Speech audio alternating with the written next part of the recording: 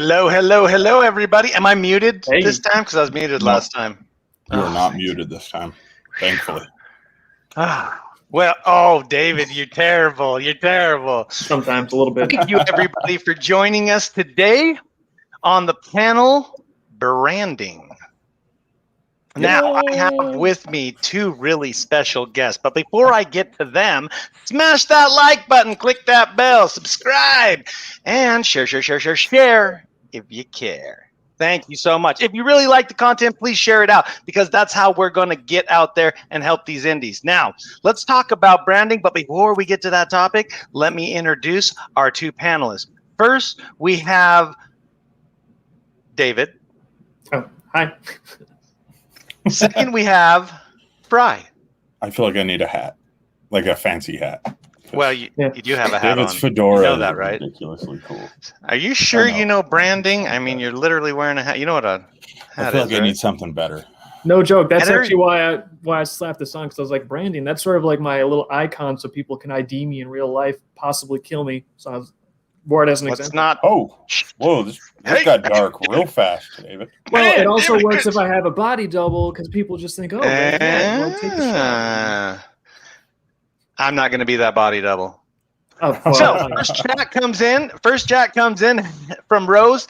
Hello and good morning from me in the UK. Hello, Rose. Hello. US time 9 p.m. Friday UK time 2 a.m. Wow, that's intense. Saturday, just want to know, how many badge codes are you going to give out? Well, we're averaging about 1 to 2 per panel. And then you can also find more badge codes throughout the CouchCon chat. Mm-hmm. So far, Frey, we've given out 5. A lot more than 5. Oh, is it? Oh, okay. I have been slacking, so I don't have them all, but I'm with you. Willie comes in, done there, been that. Yep, I hear you there. Nobody's Illusion comes in. Where in the world is David? Oh, yes. Right here. Carmen San Diego. It's like the opposite of Where's Waldo, pretty much. Well, you know what? Let's get into the first question, guys. What is brand identity? All right. Do you want to lead off, Frey, or do you want me to jump in? Whichever. I guess we just take it naturally and have a conversation with this thing. Is that how we want to do this? Yeah, sure. That's how I would like you guys to do it, if you don't mind. I kind of came into the topic of branding without any formal training, just because I was, making comics and trying to figure out how can I get this more distinctive. If I'm going to make a company, what do I call it? And I think branding, I think a lot of people might even be watching right now and they're not sure, hey, do I need to know branding? I'm just an artist doing commissions, or I'm just making comics. But as I mentioned in an earlier panel, there's so much information going out there now. Social media is so cluttered. People are getting blasted from all sides at all times. So if you can get something that is like small and memorable and accurate, that kind of identifies what is unique about you, or what is unique about what it is that you're offering, that is incredibly valuable, not just to you, but to anyone that is looking to see, hey, what's this guy about? And then that might be all the time they have. They need to move on. And I think that's brand identity, is cutting like down to the bone of what is it that you are offering, and how do you communicate that with the utmost of clarity. Yeah, I think I'd agree with that 100%. I think the only thing that I would add to that is that a lot of people confuse brand identity as being one solidified thing, rather than recognizing that your brand identity is going to be different from every customer you have, or every person that is, I guess, sees your brand or is a part of your brand or is in an environment that your brand is in. Just because your brand isn't necessarily yours, it's more of a culmination of, say you have 1,000 people that are exposed to what you're doing. Each of those 1,000 people have their own idea of what your brand is, and that culminating together to do one focused, communication, I think is what your brand identity really ends up being. So you're in control of setting the stage for that, but everybody's going to take it a different way. And you just want to do your best to kind of steer that and drive it in a direction that's positive for, whatever product you're doing. If it's creative, if it's comic book, if you're branding yourself as the world's greatest, artist, or you're branding yourself as the world's greatest comic book collector or wallet manufacturer, I don't think that really matters. But yeah, I'd agree with everything that David just said. It really boils down to what the core of everything is, and everyone's atmosphere changes that. So, Yeah. All right. Yeah. How do I start coming up with my company's or comic brand, like logos, colors, etc.? Can you walk us through that kind of process? Ooh. Let me jump in, and then I think Frey could probably elaborate, because I remember distinctly coming up with this through the process of trying to think up Vivid. Even Vivid, like it's pretty much what it was when it started, but we're still evolving, and it almost feels like the evolution is more of like getting closer and closer to the core of like, what is it that we're actually about? Like, what are our actual values? So when we first started, I knew, Vivid Publishing. Oh, Vivid. It's like books that are really intense and cool and like lots of creative freedom. But as we've been going, I've been realizing more and more, like we do have kind of a specific ethos, and what exactly is that? So I think it's almost difficult to understand. Like that's probably the hardest part of branding, is actually understanding what you actually are doing on a deeper level, and it's harder to do than you might think. And I remember a couple of years ago, I was trying to get like a slogan for Vivid, sort of like if we were going to have just a quick tagline to throw out there and tell people what are we about. Mm-hmm. And the way I started trying to develop that tagline was I started looking at other comic companies and saying, okay, what's their tagline? What's their tagline? What's their tagline? And if you start critiquing other people in your space, not necessarily in a way where you trash them publicly or something, but just for your own purposes, look at stuff that penetrates and grabs you and keeps your attention, because that's doing something right. And look at stuff where you're like, that kind of bounced off me. I don't really feel that, because they are doing something that isn't really useful. And you have to.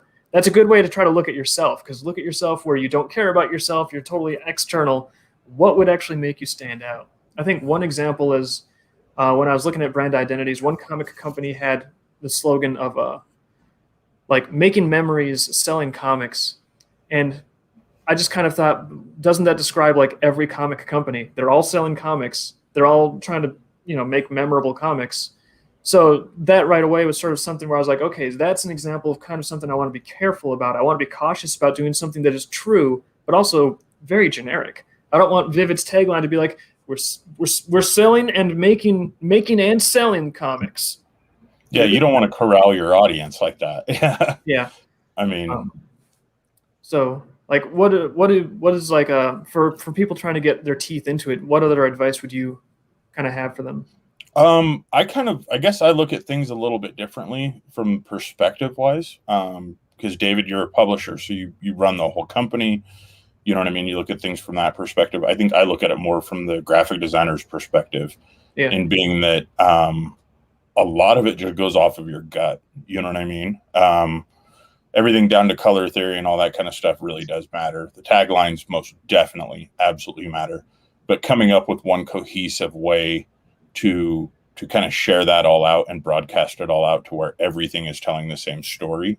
Yeah. I think a lot of that just comes down to a gut feeling and a gut reaction. I mean, I think that like we as collectors tend to look at different companies, based off of their branding. But as a designer, we tend to look at companies like from our own personal point of view. Yeah. And I think what happens is we look at it like we're trying to tell a story. You know what I mean? With every single aspect of that. And in that story, we're trying to make a claim. So as David just said, we want to sell this comic book, or we want to sell to this audience, or everyone is our audience, or whatnot. I mean, the worst thing you can do is try to look at something and say, oh, my demographic is everyone, because nobody's demographic is ever going to be everyone. And I think as like a publisher, I started out thinking that, and I was like, yeah, we sell to a variety of people. My audience is potentially everybody. And that's just, I think everyone kind of starts there, but as you move forward, you start to realize it's not really the case. Anybody from any group could read your stuff, but really, if your thing is specific at all, it's going to appeal to a group, like one specific demographic more than another. And if you don't understand that, then it means you just don't have the information to market yourself effectively yet. Mm-hmm. And a great way to find that information is to look at yourself. If you are bringing a product to market, so say it's a comic book, as the question had said, if I'm making a comic book, what are the reasons I'm excited for this comic book? Now you know one piece of your demographic. who's out there that's going to be excited about this one specific thing. Use that to take your first step. And then, like I said, just use your gut feelings and go from there. You're going to eventually widen that aspect and make make a broader audience than just yourself, obviously. But the thing is if there's something that I really like, chances are pretty damn good that there's someone else that's going to like that. And the fact of the matter is that coming out with that is honestly the easier part of this whole transition. It's going to be communicating to that other person that might also like it. And if you look at it as a one-to-one aspect like that, like how do I take the colors? How do I take the logo? How do I take these things and make it so that it would grab my attention? If you start out on that foot, then like I said, that's using your gut instinct and running with it. The other thing is never be married to one design, ever. The branding for a company will always change. The first logo that you make is never going to end up being the last logo that you make. The first color palette that you use will never end up being the last color palette that you use. Mainly because design styles change, your audience may change, the product that you're offering may change. I mean, I don't think, correct me if I'm wrong, David, but you likely didn't start out in this industry saying, you know what? I am going to make a card game. I am going to make it to volume 5. I am going to make all these, different things. I'm going to have all these pins. I'm going to have all these stickers. Exactly. I mean, most creators start much more focused and your branding goes along with that focus. And as you find a wider audience, your product categories and the offerings that you have, I think, branch out with that as well. And you have to be flexible enough in your branding to allow that to happen. And continue to speak to that wider audience. So I think especially it's interesting that you guys, because I have experience, developing like my one brand, or my one brand family, I guess, like Vivid, Dreamkeepers. But with your experience, you actually have been working with like multiple clients and multiple different brands. So I think you probably have like a good breadth of knowledge. Are there any tendencies that you notice that kind of span those that we can extract from more universal lessons? Like universal, like, oh, this is a bad idea, and universal, hey, this usually always works pretty well in terms of direction or even ways of thinking about a brand. I think the best thing I could say is to listen to everybody's feedback and then focus all that feedback and make a list and take anyone's feedback. So for example, if I came up with a logo right now and I put it in front of David and I put it in front of Jared, if Jared is that part of that core demographic for that logo that I'm aiming to get, there's a logo I made, and perhaps David is not, the feedback that Jared gives me is no more valuable to me than the feedback that David gives me. And the reason I say that, and the reason so many people get this wrong, is people tend to say, well, Jared is my core audience. What he says is going to matter more than what David says. But the fact of the matter is that Jared, as your core audience, is going to care less about the logo that you make and more about the product because he's already a part of that audience. Whereas that logo that you make and that brand identity that you begin to develop and come up with is going to matter more to successfully sell your product to David, who may not be that core demographic in the future. So you want to take everyone's feedback evenly. Well, that kind of segues into the next question that I'd like to bring up. How much of the communication with the customer comes from the logo?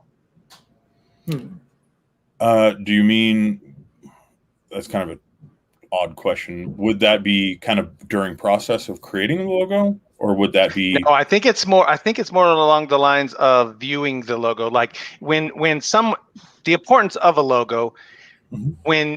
When you're taking into account creating that logo, are you thinking about how that logo is going to communicate out to people?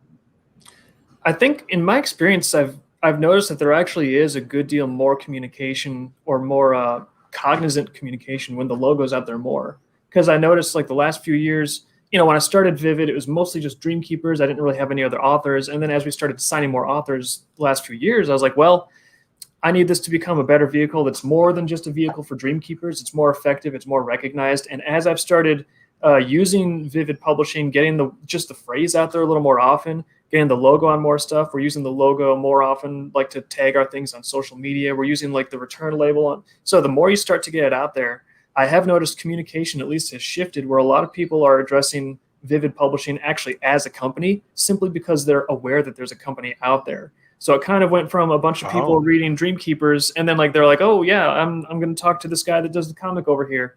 And now we have people that are actually approaching our company, recognizing that there's like more under the hood because we've been communicating that consistently. And it actually has been opening some pretty good doors for us. So I think, and I would say that just brings me to a comment that kind of popped in my mind, that if people are afraid of like, oh, what if I do branding wrong? What if I goof it up, or it's not very good, or it's communicating the wrong message? And I would say the worst kind of branding you can do is no branding at all.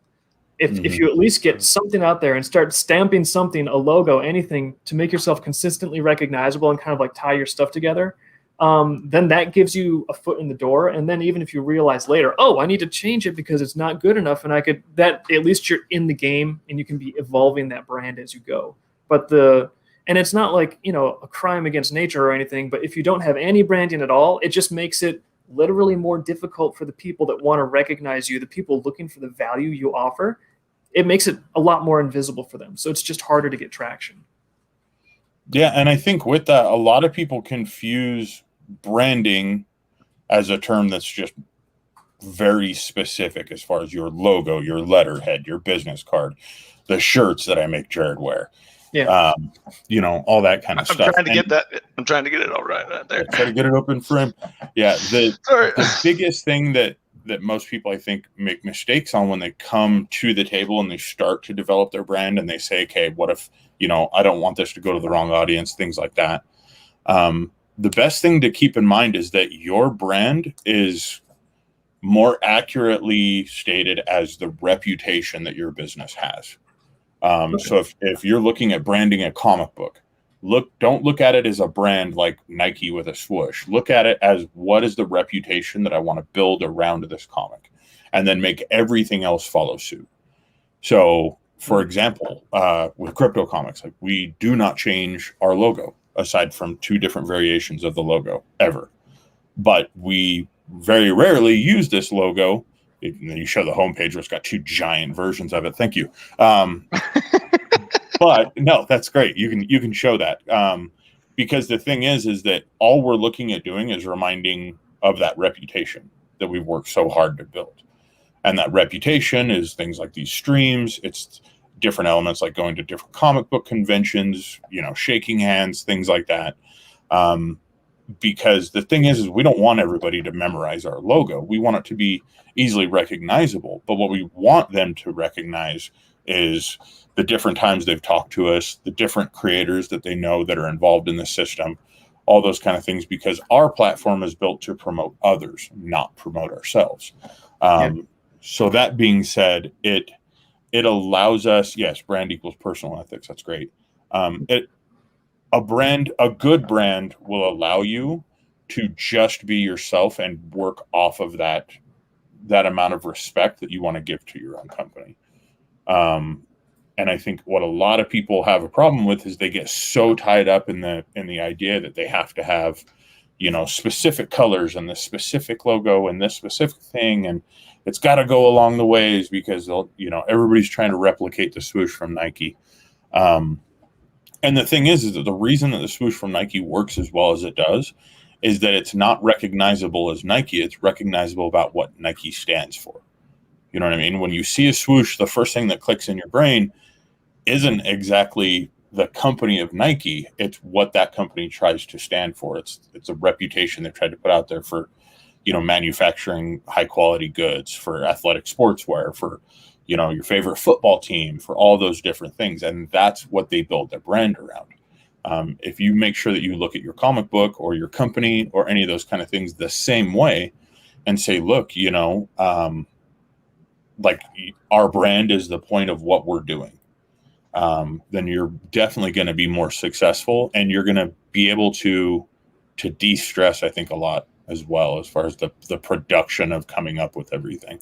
That being said, don't ever add Comic Sans. Don't ever add what? Comic Sans. It's the font of all sinners. I really like the phrase you had, that a brand is like the point of what you're doing, because that makes it really easy to remember. I also like too that you're kind of like illustrating that branding is more than just like, I've got a logo, my branding is done, time to pack it up, go home. I can just slap that on everything. So it's really more of like it really is like an identity, like it's a presence you have in the minds of others. So a logo can be like a tool in the tool set of building a brand. Do you think a logo is always a necessary tool, or can people build a brand without even having a logo? I think it just depends on the platform that you're trying to sell on. I think, you know what I mean? If your company is selling an impression, say you're a social media influencer, you don't really need a logo for that. You know what I mean? You are your own brand at that point. If your brand is specifically a comic book, you know what I mean? Your characters should be more of your brand. The writing style, the artwork, all those kind of things I think would fall along under the brand more. I mean, Dreamkeepers, for example, the logo is very easily recognizable. People know what it is. That being said, if you take a fan of Dreamkeepers, their eye is going to be drawn to the character of V. You know what I mean? And on the homepage there of Dreamkeepers, you see you've got both in place. And a lot of people confuse the need for that logo to always be there when V is just as recognizable because of how good the storytelling has been in that book. You know what I mean? And I think that goes into anything. So, you know, you don't even have to take that as just a comic, although that's what we're kind of trying to focus on more right now. But yeah, the character itself is your brand. That is still your logo. So you don't need a logo in the formal atmosphere of, you know what I mean? I think I saw it in chat. Someone said Walmart, but you know, Walmart's logo, for example, isn't exactly going to be, you know, what you need for your comic book. You know what I mean? You don't need to have that super high-end logo for everyone to always recognize, because there are other atmospheres around that brand identity that really should matter more. You know what I mean? And are more structural for your IP. Now, I do want to interject, guys, real quick, just to let everybody know we are caching up the questions from chat, and we will be going through them with these guys. But what we want to do is we just want to flow through the questions and let those chat questions build up. So please keep putting them into chat. We love you guys for bringing up these awesome questions you have been. We've been noticing they look fantastic. So please keep them coming, but we will be getting to them, I promise you. Also, smash that like button, click that bell, subscribe, and share if you care. So let's get to the next question. Well, right after you said that, a really good question came into chat that I want you to hit now. Well, we have to hold off on the chat real quick because we are well. Actually, you know what? We've got 2 minutes before my cutoff time was to do chat, so maybe we should actually just. Oh no, I clicked it on accident. My bad. You didn't. Oh my god! See, he controls the tech. Question. Everybody, how do you build the brand and also your own name as an artist, writer, whatever? To the field. That's a really good question. Yeah, I would say probably one thing to bear in mind is which is the one that has the most emphasis, because that will help you prioritize and kind of guide it.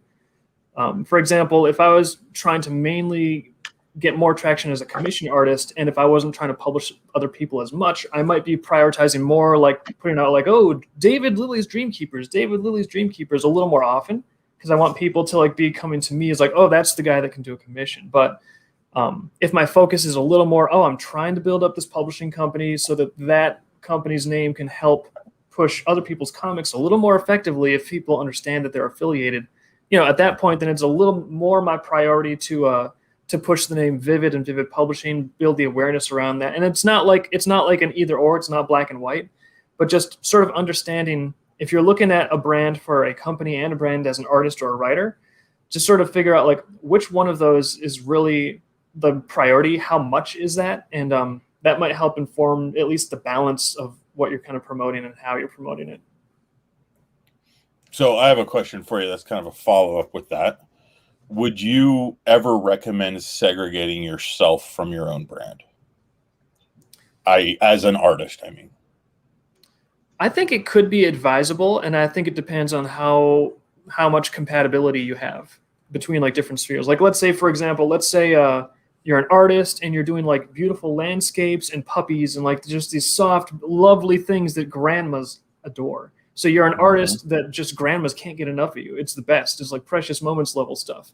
But then on the side, your hobby, I mean, you make that art for grandmas, but on the side, you love ring fighting, like WWE, like Ultimate Smash, like punch fisting, and you love commentating on it and getting really into it with like, oh, the big scream, look at that fist smashing right through the job. You know, if that's your hobby and you also want a social media channel that's kind of about that, those two things are so disparate. There's not really any overlap. And if you try to cross-pollinate those, there's a tiny chance that you might get some niche audience that loves both those things. Probably not going to happen. Probably what you will do is alienate both of those groups that you could be offering value to if you did segregate those. So I think it depends on how compatible are these different parts of yourself or these different activities that you're doing. And if there's like virtually no compatibility, yeah, it makes a little sense to separate it. That doesn't mean it has to be like top secret. It just means like, you know, put things in this swimming pool that want to float in that water, put things in that swimming pool that want to float in that water. And things should get along a little better that way. That's super interesting because from that perspective, from the artist perspective, that makes total sense. And yet at the same time, I force our team to do the complete opposite. Oh, wow. Yeah. But it makes absolute sense with what you're saying. You know what I mean? If you're an artist that's, you know, moonlighting as something separate, like, you know what I mean? Keep those two things separate so that, you know, you can bridge to two separate audiences. That makes absolute sense. Like the reason that we do the opposite is because, I mean, I shouldn't say the word formally, but it's because a big part of what we do with, you know, with crypto comics, it revolves around our community. And we want people to realize that, you know, like the three of us that people see on streams all the time. So myself and Jared here, and then Matt, who's actually in the background running tech for us and stuff right now. Like we want people to realize that, oh, there he is. We want people to realize he gets kicked off as fast as he comes on. Jeez.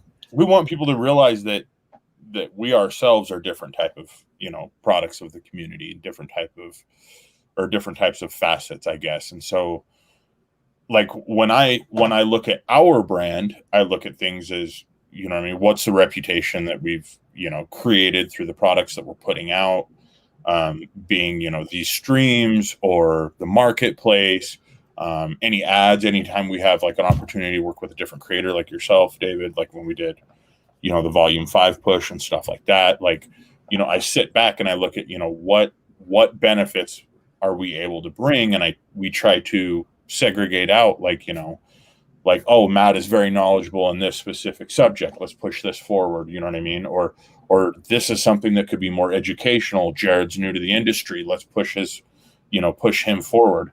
I.e. hosting this show right now.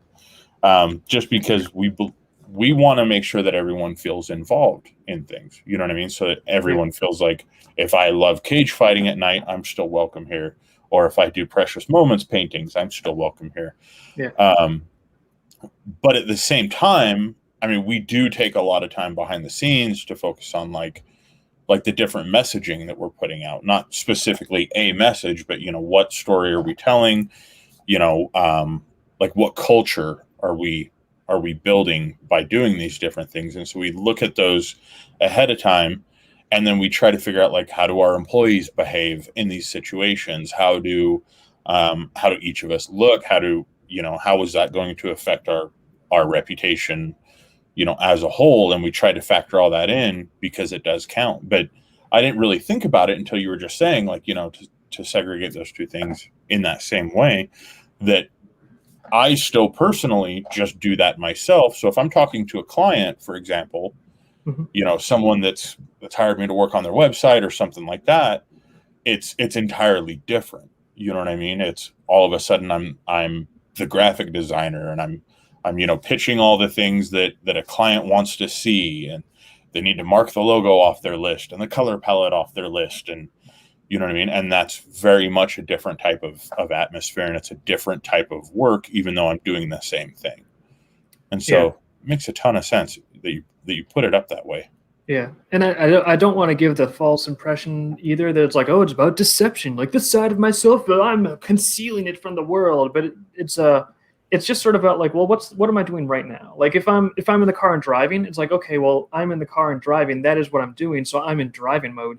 It's not like a secret that I drive. It's not a secret that I have a car and get in it sometimes. But if I'm talking to somebody, I'm not just going to do this in front of them, because that's not what I'm doing at that moment. So I think you can sort of like just focus yourself into these different tasks, do the task effectively. You kind of have to take on the role, like driving a car, corralling grandmas, winning in a cage match, whatever you're doing at that time. It doesn't mean that the other things you do are secret or anything. So there doesn't even have to be any dissembling involved. You don't have to be duplicitous. Just just when there's an appropriate role, that's kind of what you focus on at that time. That's cool. Oh, wow. So a question came up from T3. I was told by a lawyer that you can mail a finished book to yourself and not open the package that was mailed to you, and it is just as good as a copyright. Have you heard this? It's called a poor man's copyright, and it's because the post office is a federally certified entity, and so when they postmark it and date it, you have a certified, postmarked, and dated package. So if someone were to try and take that from you, you have something that validates that you had it prior to when they might have come, if it was yours originally. That's what the answer is to that question. But look at your local laws, though, because some local laws actually reinforce that separately than federal guidelines. Oh, okay. Because there are local copyright laws. Which sounds weird, I know, but places like Southern California has a lot of them. Another question from T3 Comics comes in. How do you brand when doing horror, science fiction comics, kids comics, even children's books? It's almost like having to build separate fan bases. Yeah, that's actually something I'm like just running into now because, again, so far most of my energy has always been, I'm just building up my own comic series. One comic series or one fan base, no problem. But even like some of the comics have a lot of overlap. Like Cloud Scratcher, it's another sort of cartoon adventure series. It's kind of in the same zone. There's not a lot of flex, but then we also have The Institute, which is a straight up horror anthology coming up in October. And so it's like, it's not a cartoon. It's actually a story anthology, like literature typed out. So I'm just thinking, well, we're going to find out how do I find the audience for this book, because there might be a little overlap with some of our other comic readers, but there's also going to be a lot of people where comics and cartoon furry adventures is not their cup of tea, but they would love this. So we're going to be having to sort of figure out how do we reach out to these people. Yeah, I think. So would you focus on each of them just to clarify? So are you saying you would focus on them separately? I think I want to focus on them separately, but I also want to have not on the forefront as the most important thing, but I want to have subsurface, like the common thread is, Vivid Publishing, because it's literally the common thread behind the books. And I think that's why I have a brand identity that I'm aiming for that can kind of encompass a lot of things while being specific. And it's just basically creative freedom. Read what you want, think what you want, cut free, be vivid. And so, that can apply to an adventure story or a horror story. It's all about the customer being told, hey, you should have freedom to enjoy what you enjoy, and we are going to stand up for that and deliver what you enjoy. That said, if I'm marketing, the Institute, I'm not going to be marketing the Institute primarily with like, hey, Vivid Publishing, blah, blah, blah, blah. By the way, here's the Institute. It's like, it would be reversed. It'd be like, here's the Institute. We're going to try to tell you as clearly as possible how horrific and awesome, and like, if you're into horror, you're going to get some thrills from this. And then once we deliver that message out there, sub-level down here, it doesn't even have to be really in your face. Maybe subliminal is going to be, hey, a little bit of Vivid Publishing. And then that is the way we sort of start to build a broader network of awareness of our publishing company. But the thing that has to come first is, the identity of the work itself. Yeah, I think that absolutely spot on. I think that's exactly what everybody would have to do. And then keep yourself branded separately as the artist or writer. Yeah. For a perfect example, Stephen King writing as Richard Bachman. You know what I mean? Most people still don't know a lot of stories that Richard Bachman wrote, but Stephen King stories, Stephen yet King. Richard Bachman's always been just as big. Stand By Me, Shawshank Redemption, all that stuff is Richard Bachman, and that's all Stephen King. But it's all about the marketing. It's because it's a separate audience and a separate demographic. I mean, people know, people that are the core fans that are going to float between the two, they know the two names. I think that's exactly what David's talking about, is ensuring that something in that situation, that Vivid is that carryover, that allows someone that might be a fan of both things to establish itself in those paths. Because one thing that you don't want to do is have to recreate your entire fan base every time. Yeah. I mean, there's likely going to be people that are into those two things, again, like I said at the top of the video, because you are into those two things. You know what I mean? Usually people aren't alone in what they like and what they dislike. That doesn't mean everybody is going to, go from Dreamkeepers to a horror anthology, but there's likely going to be quite a few if it's something that David himself likes. And by keeping Vivid as a part of that atmosphere, it utilizes Vivid's already known brand awareness and that reputation to help build sales for that new book. So yeah, that's the plan. Okay, so the question got changed. I'm going to hear real quick, but Dominic comes in asking, on the topic of logos, has anyone else noticed some brands, Petco, Pringles, etc., are making their logos more simple? I think they don't look as appealing anymore. What's everyone else's thoughts on this? Blame Google. Okay, why would you say that? It's called flat design. It's a simple. The reason that a lot of them are doing it, just so that everybody is aware, is it's a simpler design is easier to print. If it's easier to print, it's easier to put on more products. If it's on more products, it's in your face more. Your brand recognition goes up. Oh. So that's the biggest part of it. Secondary to that is it's easier for people to read. There's a lot of people out there that, deal with things like dyslexia, that deal with color blindness, that deal with all those things. The more simple that your logo is, the easier it is for you to design around those type of elements. And something that's like on a shelf in Walmart, for example, so a can of Pringles, that can of Pringles is in a lot of different stores. You know what I mean? And you're competing against every other chip manufacturer that has their logo right next to yours in all these different stores. So what you want to do is you want to ensure that all of your branding materials are as easily recognizable as possible across all those different store shelves, because you might have Pringles sitting there and in one store you have Lay's right next to you. So you can, draw your competition off of Lay's, but that might only be in one store. Every other store you might be next to Fritos, and the next store you might be next to another brand. And so the simpler that you keep things, the more itemized you can make it so that your brand awareness is more recognizable.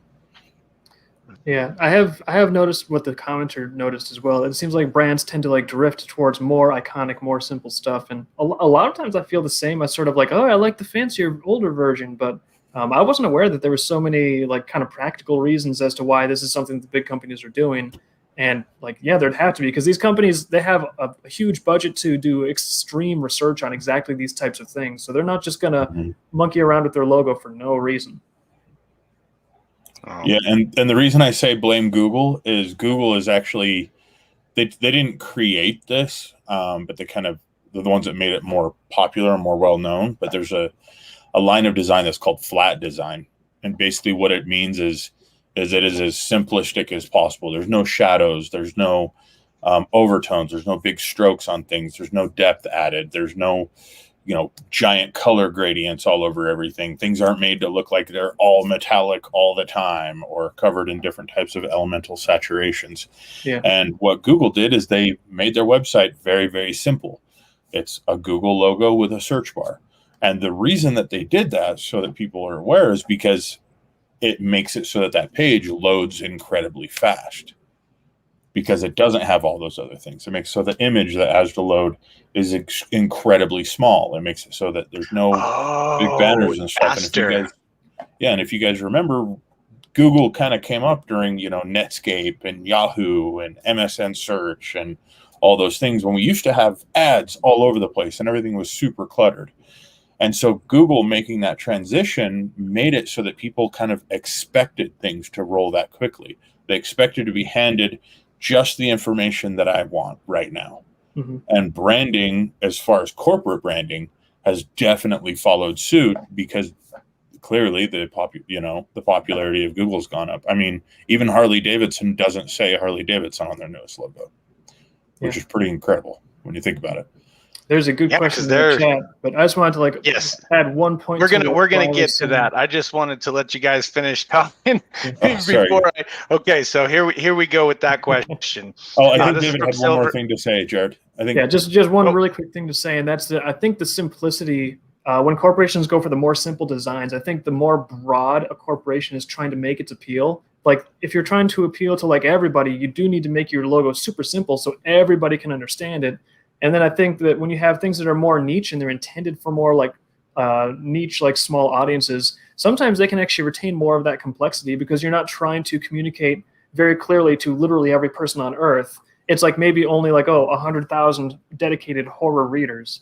So I think that there's probably actually a scale between complexity of logo design and the intended reach of that logo. And to further add to that with what David was saying, there's even more benefit if on an overly emphasized logo, you know what I mean? If something's got a whole lot of character to that logo, because if that's being seen by someone that doesn't necessarily, like say if your logo is made in English, but it's shown somewhere in a country that English isn't their first primary language, people might not even be able to read what the logo says. But if it's got a lot of character to that logo, it's still identifiable. It's still recognizable because of those aspects. And that also goes right along with it. So flat design isn't always the best thing, for sure. Yeah. Thanks for letting us run away, Jared. Question. Sorry. My pleasure, guys. My pleasure. This is very informative. And I know that everybody out there is really getting some good information. Look at that wonderful panel from Garrett Simpson. So guys, smash that like button. Hit that notification bell, subscribe, and share, because these guys are giving out some fantastic information for indies out there. Let's get this information out to the people who really need this. This people pay money for this kind of information. So we're going to go to this question real quick from Silver Ogre. Sorry, it took us so long to get there, Silver. Does David worry that he might be confused with the Vivid Video, the adult from the adult film company, and how does he distinguish? Sorry about that, guys, tongue-tied. Distinguish his brand to avoid that potential confusion. Actually, after we first got Volume 1 out, I think someone brought that up. They're like, "Hey, there's a porn company like this." I didn't know. I didn't even know there was a thing called porn. Someone had to tell me. I was totally so. Anyways, so I looked at it and I was like, Fortunately, sometimes you do have like the same word or the same brand for a company, technically. But if the companies are doing business in totally different fields, it becomes very easy to separate that out. So I made sure that our logo did not look like their logo. And, no problem. Our logos look totally different. And then on top of that, I realized, if we are doing like sort of like adventure comic books and graphic novels, and they're doing adult film, those are totally different industries. So even if some people have some initial confusion, they should be like, oh, this company does porn, that company does graphic novels. So I figured the industries are so distinct and separate that there would be no problem. And there is one other contender for making me rethink Vivid, and that was Vivid Stream Maps, which is, I think, one little company in like Pennsylvania or something. And all they do is like they publish just maps of streams of this one little county in Pennsylvania. And I was like, you know what? I don't think they're going to confuse my comic books with a map of a stream in Pennsylvania, but it's still a risk, I guess. Okay, I just made the understanding that we aren't working with that Vivid right now. I didn't mean to disappoint you. I've been leaving you on disappointed people in my company now, I guess. Opportunities for actresses and payment for services rendered, but that's all baloney. I'm sorry. Just kidding, everybody. We knew exactly who we were working with. All the emails I sent about crossover work. Yeah, right. Yeah, those were just Photoshop pictures of me, actually. That I was heavy Photoshop. Rose Kirby comes in with a question. Don't want to sound an idiot branding the same as to hook people, comics or graphic novel. Don't want to Could be. sound like an idiot. Branding the same as to hook people in comics and graphic novels? I think what she's asking is which term is better if you're trying to hook people into reading? Should you use the term comics or graphic novels? And I just kind of use them interchangeably, personally. Is there any benefit to use one over the other, would you think? I think maybe there used to be more of a perceived difference, because I think comics used to be taken less seriously. But rewind to like 10 or 20 years funny ago, books or something like that. People were like, oh, comics, comic books, kid stuff. It had an association with kid stuff because I think it was still leftover radiation from the massive censorship in the 50s, the Comics Code. And because at that point it was legally basically just kid stuff and not even good kid stuff at that.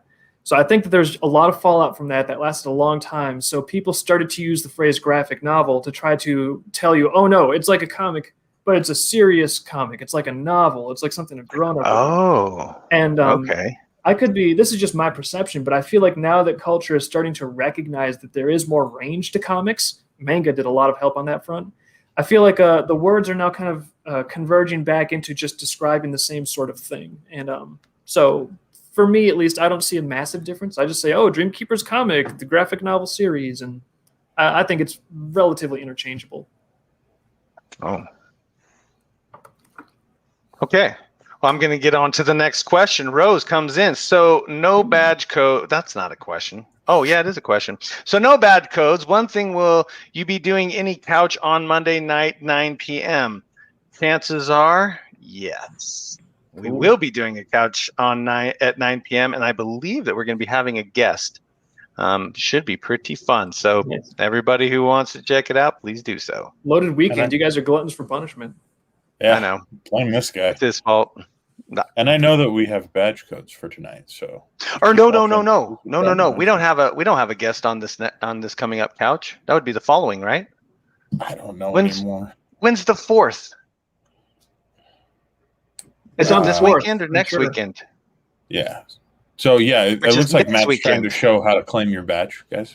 Oh, we got a badge? Oh, you're so sweet, Matt. All right, so show us the badge and give us the code. Ooh, he's typing it in. Which basic branding. All right. Ooh, I got to get that one. Dashboard. I'm getting it right now. Nice. I like that. I'm getting this badge.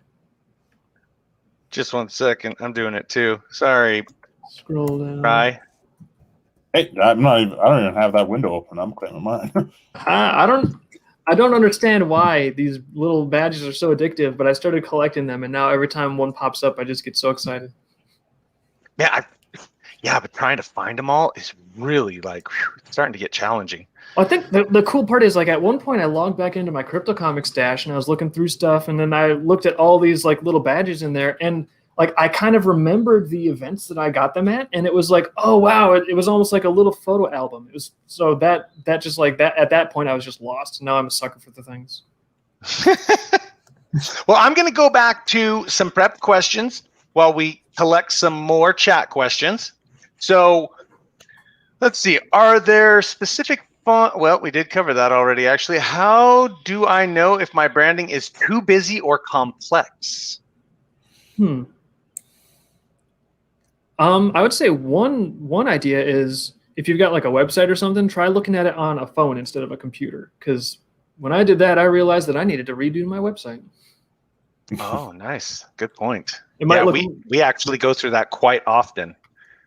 Yeah. Well, I don't. I just hear the team talk about it a lot.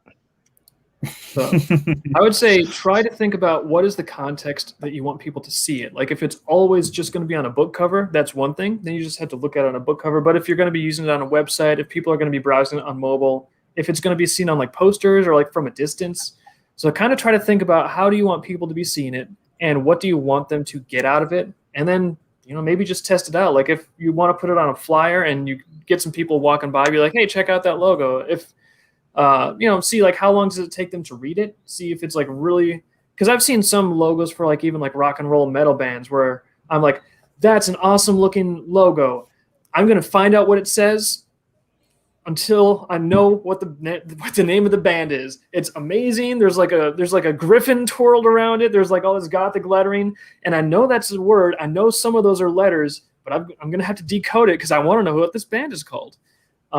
So I mean, that's an example of maybe something that's too complicated if you literally can't read it. And then you can go all the way from that into the spectrum to like, the simple Google G, where it's like, what's that? The letter G. Mission accomplished. So yeah, I'd say just try showing some people and see if they know what it is supposed to say and how fast they can tell.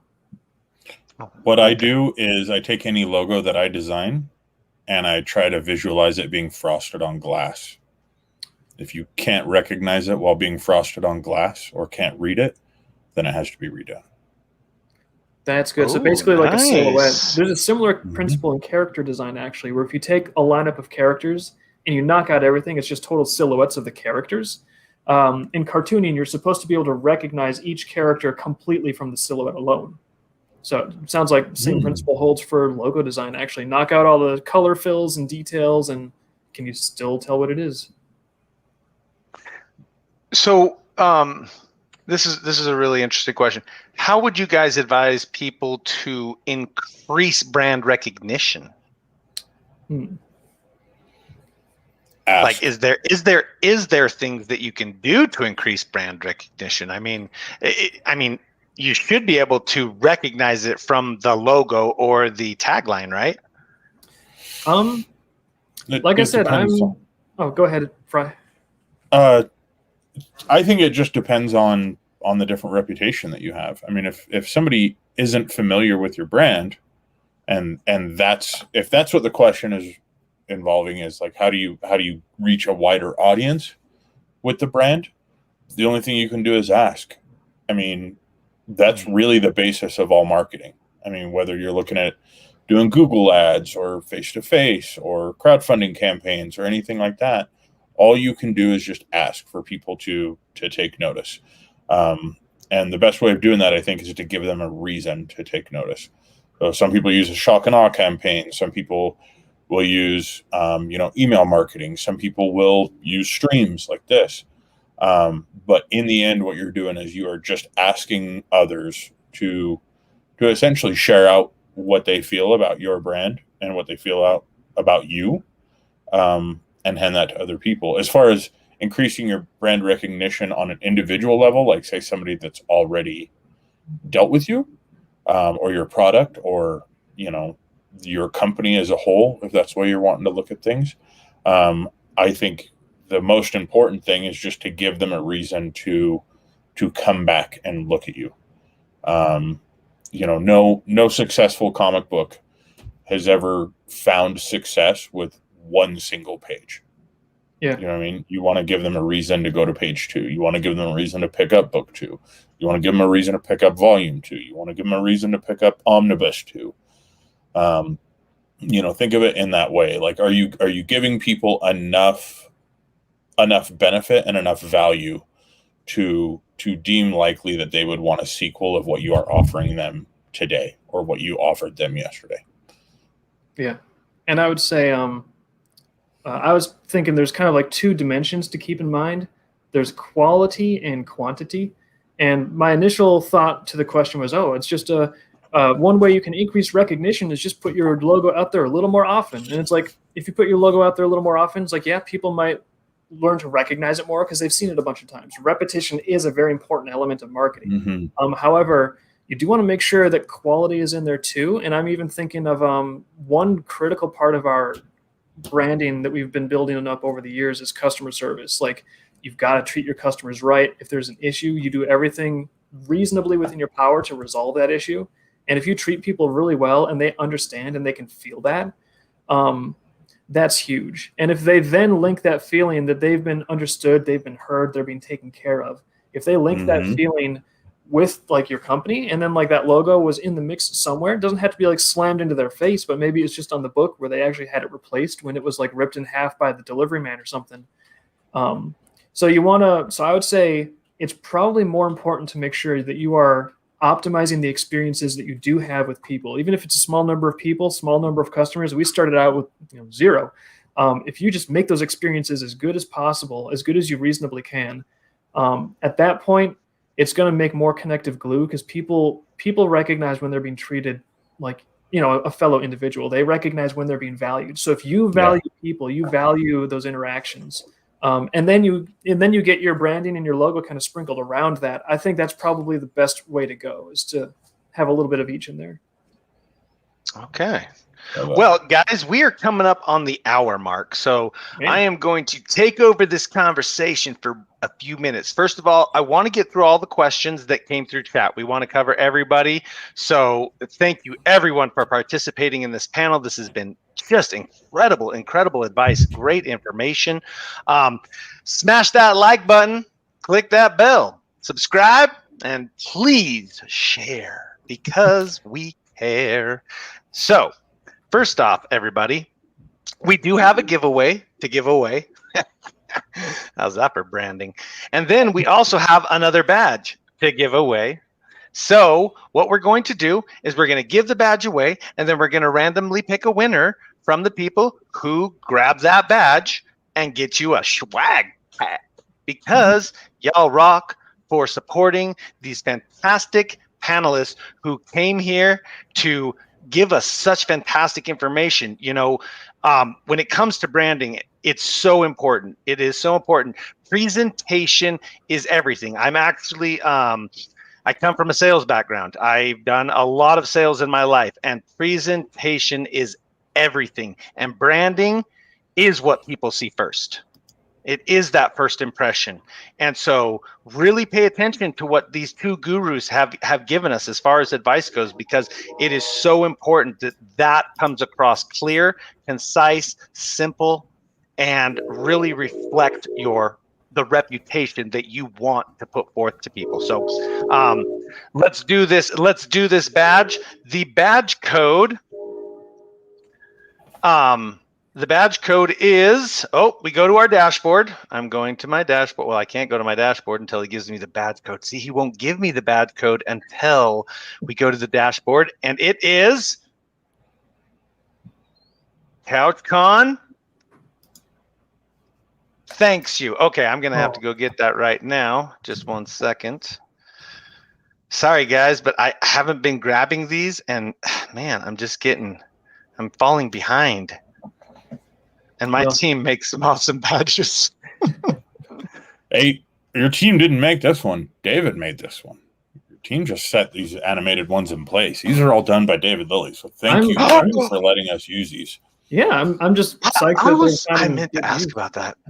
I meant to ask about that, because I was like, how are we getting these fantastic? And the fact that you guys made them gift badges, I just want to say, hey, wait a minute.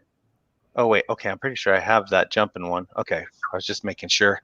Yeah, these gift badges are super cool. Whoa, wait a minute. Well, and specifically to David's art, there's some Sharpies that are going to be going up tonight, right?